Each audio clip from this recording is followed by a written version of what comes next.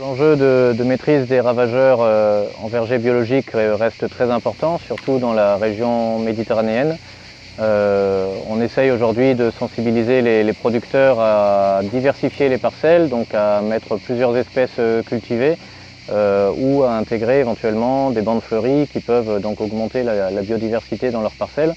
Donc, dans le cadre du projet Eco-Orchard, on essaie de voir dans quelle mesure ces bandes fleuries apportent un intérêt entomologique direct. On essaye aussi d'inciter les producteurs dans le cadre du projet à faire eux-mêmes des suivis de cette biodiversité en leur proposant des outils simplifiés. Le mieux, c'est de compter ceux qui sont vraiment pleins, intacts, et après de faire la différence plutôt que de chercher ceux qui ont été vidés ou qui ont été broyés. Dans un livret qu'on a réalisé en 2016 avec les partenaires du projet et qu'on remet donc aux agriculteurs, on propose 4 outils de suivi que les agriculteurs peuvent choisir par rapport à ce qui les intéresse d'observer dans leurs parcelles. Et avec ce manuel, ils ont toutes les informations pour réaliser les suivis, faire eux-mêmes les notations et voir dans la saison et d'année en année comment évolue leur population d'auxiliaires dans le verger.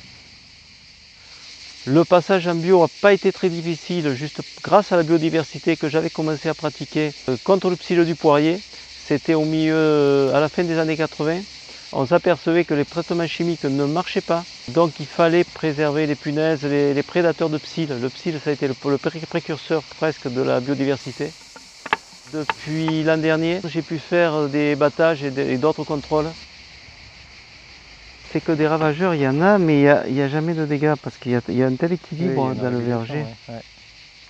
Chez moi, c'est très net. Il y a moins, je dirais, de prédateurs peut-être spécifiques et plus de prédateurs généralistes. Les suivis, ça va être intéressant pour je pense au soufre également, parce que le soufre, c'est quand même pas l'idéal pour les prédateurs. Et donc réduire les traitements de soufre. Sur les autres insecticides qui sont pratiqués avant fleur, je pense surtout au nîmes, mais sur pommier, bon, peut-être voir les effets du nîmes sur la faune auxiliaire. Je m'appelle Fabien Bonneau, je suis exploitant agricole sur une petite exploitation arboricole de pommes et de poires en bio depuis 2010.